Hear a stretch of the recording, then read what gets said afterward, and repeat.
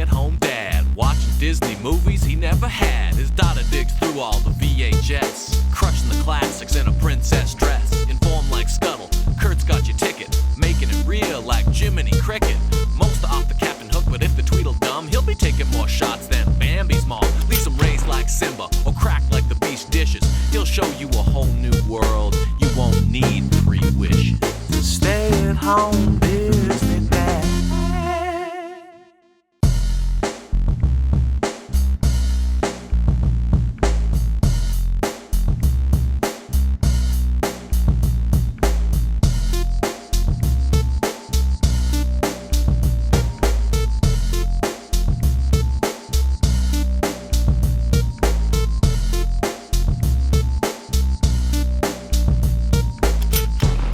Alright, it's the holiday season and Disney has left us with no shortage of Christmas related content to review, but as much as I wanted to weigh in on the infamous Scrooge McDuck Christmas Carol, I just don't have it in me to watch Pete as the devil dragging Scrooge to hell in an empty grave. Not this year, maybe next year. So I'm gonna underhand it and try to keep it light with Beauty and the Beast, the Enchanted Christmas. I'm gonna keep going in my quest to swim against the tide of all Disney sequels or garbage mentality and find some good in these passed over gems.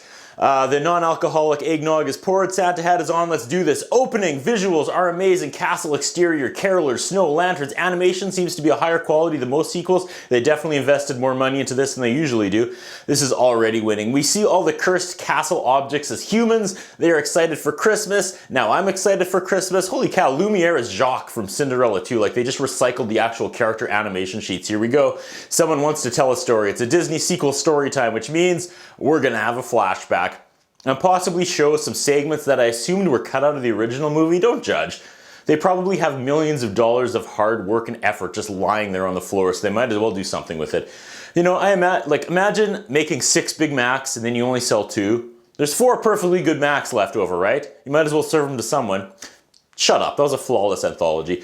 Yes, it was. Okay, there's flashback time. We're into a story where everyone is back being the castle objects. Well, yeah, no one wants to see these characters as humans.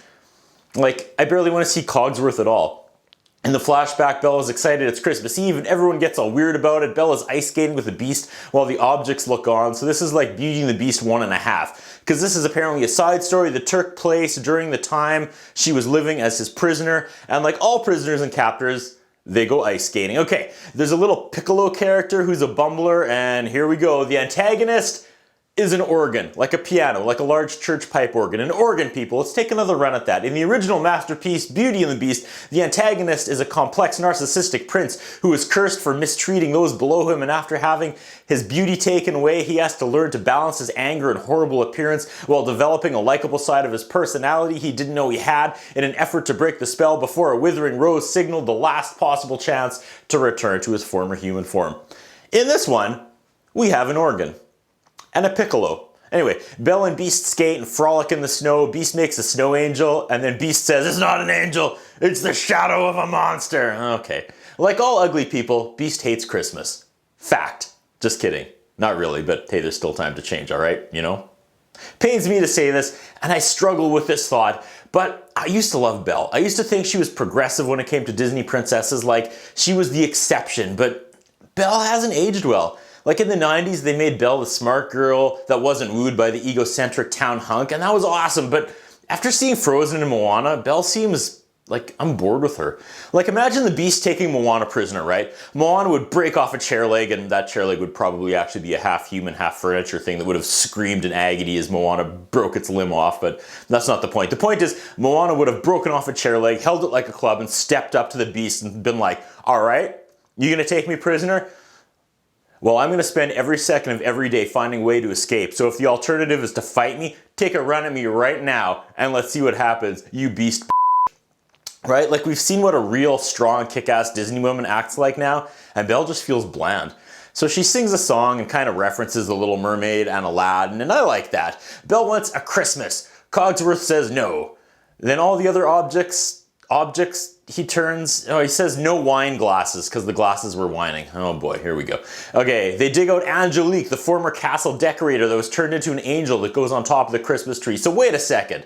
If like Mrs. Potts served tea and was turned into a teapot, the maid was turned into a feather duster, Was Angelique a girl who decorated the castle and sat atop the Christmas tree? Was that her dominant trait? I want to hear more about her. Let's have a movie about her. Okay, they're throwing a giant Christmas celebration despite the Beast hating Christmas, so I'm guessing there's not going to be any sort of anger-fueled explosion when the Beast finds out. We have a flashback within the flashback. I gotta start counting on my fingers. It's back as the Beast, as a spoiled kid. He hates every gift he's given. It's Christmas. Okay, we get Forte's origin. Forte's the evil organ who's annoyed because he's chained to the wall. I'm not sure I mentioned that before. Okay, anyways, in the flashback, he tries to give the kid an original piano song, but the kid hates it. Then there's a knock at the door, and it's the old lady who wants to come in, and we know what happens next. Okay, so the original part where he got turned into the Beast happened on Christmas Day. At least the Beast hates Christmas for a reason, and it doesn't punch you in the jaw and leave you staring blankly at the ground, wondering if what you just heard from a movie character forever ruined Christmas for you for real, like Kate did. Gotta say, the computer animation of Forte as an evil organ is pretty awesome, even if he's like the worst Disney villain ever. Belle gets a log and says it's a U-log and everyone should touch it and make a wish, and then they'll burn it on Christmas Day and the wishes will come true. And she's all like pre-prison Martha Stewart about it, and this is what I'm talking about. Anna from Frozen would have taken that log and just started swinging at anything and everything that moved as she backed out of the castle to freedom. Beast asks her if her wish came true last year. Oh damn, she says no, but she's gonna keep on wishing. He says there will be no Christmas, and she has no idea what it's like to lose everything. What it's like, Belle interrupts him, to be a prisoner. Oh, shots fired. This movie just got real. Beast paces upstairs with Forte and tells the organ man to quiet down, and Forte takes offense. He tells Fife the Piccolo to pace while he thinks, because he can't, because he's chained to the wall. That's pretty funny. Okay, on again, off again, off again, on again. Christmas is back on again. So Belle goes to cut down a tree. She finds a terrible one, and we dip into Charlie Brown territory. Belle hears the organ and goes back inside to investigate. Belle comes face to face with Fife the Piccolo, and she's finally introduced to the evil organ Forte. He asks how the celebration plans are coming along and rattles off a checklist of things they have to have for a good Christmas, and she has them all except a Christmas tree. She says the ones inside the castle area suck, and he says the best ones are in the Black Forest. Now I'm going to say you probably don't want to go shopping in the Black Forest, but you know, Christmas. So off Belle goes to her death. Again, this is what I mean. I love Belle, and while she seems sharper than the princesses before her that needed a prince to spike their self-worth, Belle is still pretty oblivious and pretty airhead-ish, despite being written as smart. Organ guy sends the Piccolo guy to spy on Belle. The clock and candle go looking for Belle, but they see a track leading onto the Black Forest. They have to follow. She's in great danger. The Beast sets a table for two. He wants to wine and dine Belle, but she stood him up. Beast's angry. He makes Forte sing and play. That's kind of funny. There's something fun when the villains turn on each other. Potts finally spills the beans that Belle is gone. Beast looks into his magic mirror to see Belle. Call back. She's in the Black Forest. She's angry, but he's gonna go get her. The organ tries to run interference and get him to stay in the castle and let Belle go. But even though he doesn't want to admit it, the Beast is interested in a different organ.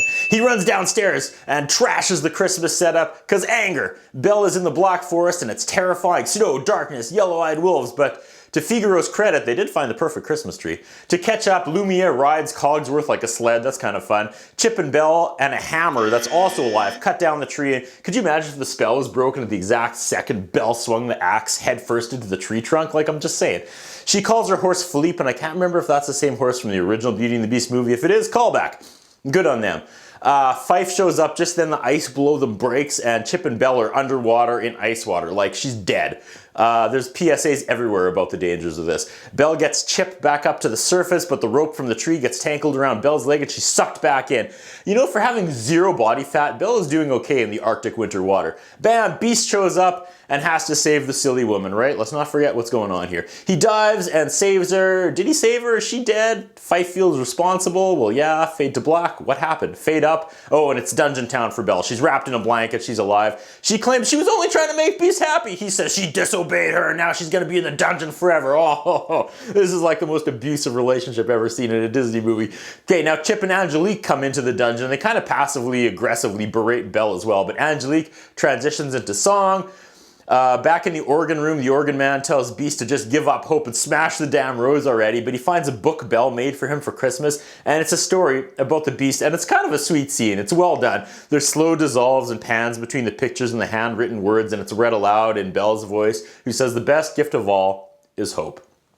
Beast has a come to Jesus moment and leaves the organ room as Figaro screams at him. Beast finds Belle and asks her to forgive him. I'd like to say that's probably the most romantic thing that's ever happened in a dungeon, but you know, that joke's not going to end in a good place. So in the spirit of Christmas, I'm going to pass on that dark thought. Forte is pissed he lost the war for Beast's affection and starts playing so loudly that the castle itself starts shaking apart. The animation here is fantastic. Fief tries to stop the organ man. Betrayal. The organ never cared about Fief. The castle shakes. Forte laughs and boom, the Beast is face to face with the demonic organ. Master, you're not singing. Okay, Forte's kind of winning me over. That was good stuff. He starts spraying like green energy at Belle and the Beast begins his heroic climb up the stairs and just tips the keyboard, making the weighted keys unable to produce sound because the piano isn't level, which is a very specific detail about pianos and is asking a lot of the audience to connect those dots. But then Beast just tips the whole piano down the stairs, and that was unsettlingly satisfying. Forte smashed into a million pieces. Now Beast is cool with Christmas, and we come out of the flashback and everyone is human and happy, and Chip gets a gift,